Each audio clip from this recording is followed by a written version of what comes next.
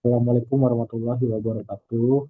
Eh, izin memperkenalkan diri, saya Reza Faizal Huda, mahasiswa usia PJJ S1 Akuntansi.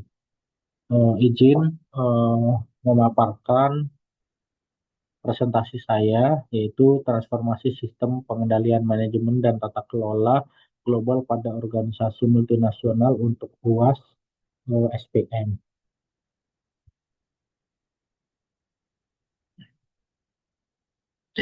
Yang pertama, latar belakang. Perkembangan bisnis global dalam beberapa tahun terakhir menunjukkan perubahan yang sangat cepat dan kompleks. Perusahaan multinasional atau multinational corporation atau MNC tidak hanya menghadapi persaingan di suatu negara, tetapi juga harus beradaptasi dengan kondisi ekonomi, budaya, regulasi, serta teknologi yang berbeda-beda di setiap negara tempat mereka beroperasi.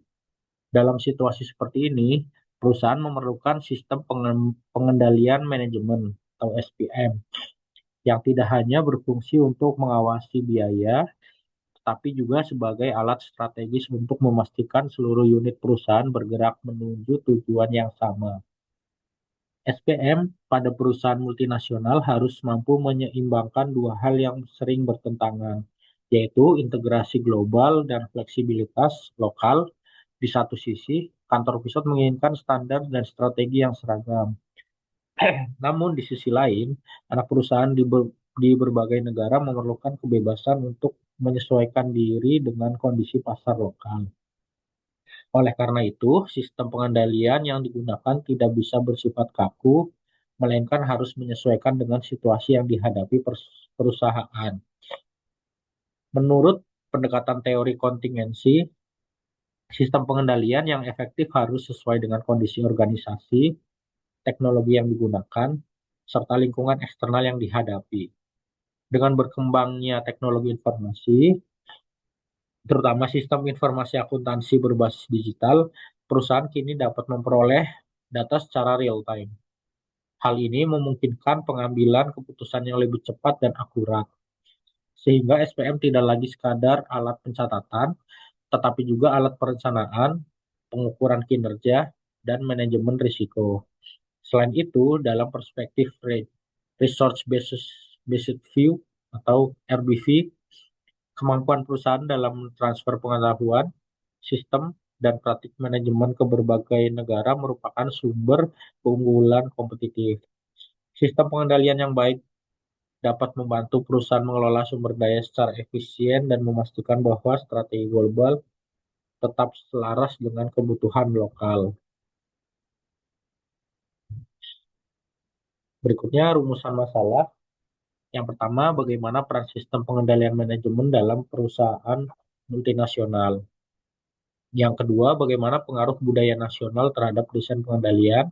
Yang ketiga, bagaimana manajemen harga transfer berperan dalam kinerja dalam perpajakan perusahaan. Yang keempat, bagaimana perusahaan mengelola risiko nilai tukar dalam operasi global. Yang kelima, bagaimana peran tata kelola perusahaan dalam memperkuat pengendalian manajemen. Yang keenam, bagaimana peran audit internal dan ESG dalam sistem pengendalian modern. Yang ketujuh, bagaimana pengaruh digitalisasi dan kecerdasan buatan terhadap masa depan pengendalian. Berikutnya, tujuan penulisan. Yang pertama, menjelaskan peran sistem pengendalian manajemen dalam perusahaan multinasional. Yang kedua, menganalisis pengaruh budaya nasional terhadap sistem pengendalian. Yang ketiga, mengkaji fungsi harga transfer dalam aspek kinerja dan perpajakan. Yang keempat, menjelaskan strategi perusahaan dalam mengelola risiko nilai tukar. Yang kelima, mengidentifikasi peran tata kelola perusahaan dalam sistem pengendalian. Yang keenam, menjelaskan evolusi peran audit internal dan pelaporan ESG. Yang ketujuh, mengkaji dampak digitalisasi dan kecerdasan buatan terhadap pengendalian manajemen. Yang pertama, pembahasan. Yang pertama, sistem pengendalian manajemen dalam perusahaan multinasional. Dalam perusahaan multinasional, sistem pengendalian manajemen memiliki peran yang sangat penting karena perusahaan harus mengelola operasi di berbagai negara dengan kondisi yang berbeda. Sistem ini berfungsi untuk memastikan bahwa setiap unit usaha berjalan sesuai dengan strategi perusahaan secara keseluruhan. SPM modern tidak hanya berfokus pada pengendalian biaya, tetapi juga mencakup perencanaan strategis, pengukuran kinerja, serta pengelolaan risiko.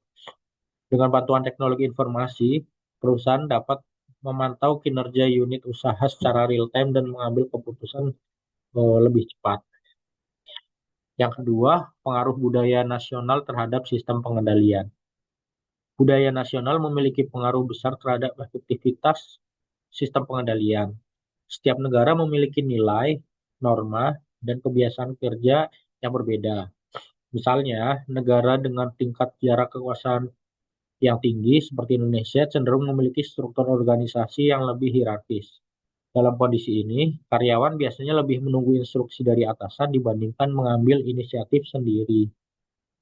Selain itu, budaya kolektivisme yang kuat membuat sistem penghargaan berbasis tim lebih efektif dibanding sistem berbasis individu. Oleh karena itu, perusahaan multinasional harus menyesuaikan sistem pengendaliannya dengan budaya lokal agar dapat berjalan secara efektif. Yang ketiga, manajemen harga transfer. Harga transfer merupakan harga yang digunakan dalam transaksi antar unit usaha dalam satu kelompok perusahaan. Harga transfer memiliki dua fungsi utama. Yang pertama sebagai alat untuk menilai kinerja unit usaha. Yang kedua sebagai sarana untuk mengoptimalkan beban pajak perusahaan secara global. Namun, praktik harga transfer sering menjadi perhatian otoritas pajak karena dapat digunakan untuk memindahkan laba ke negara dengan tarif pajak lebih rendah.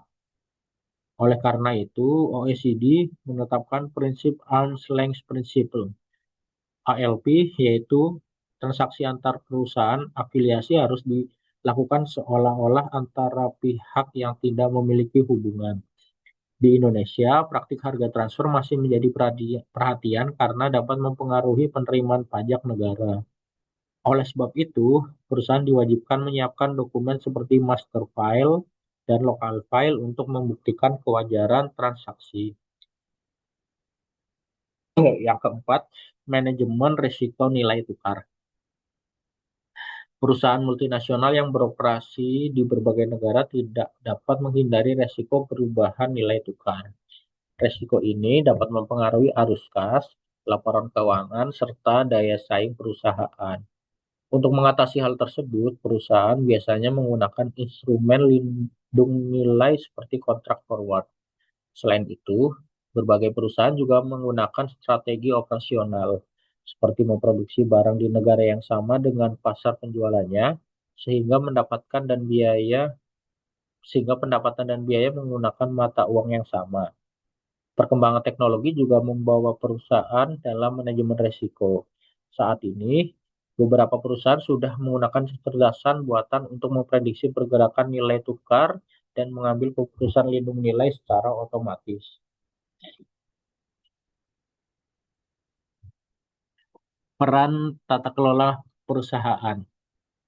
Tata kelola perusahaan yang baik menjadi faktor penting dalam menjaga integritas sistem pengendalian.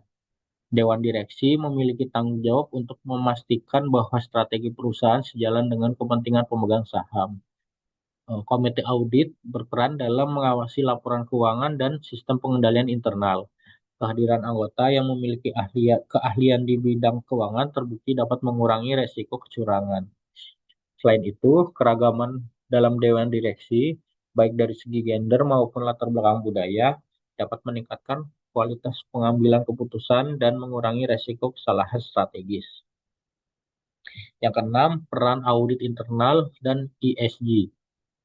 Peran audit internal saat ini tidak hanya terbatas pada pemeriksaan kepatuhan, tetapi juga sebagai mitra strategis dalam manajemen risiko. Audit internal membantu perusahaan mengidentifikasi kelemahan sistem dan memberikan rekomendasi perbaikan.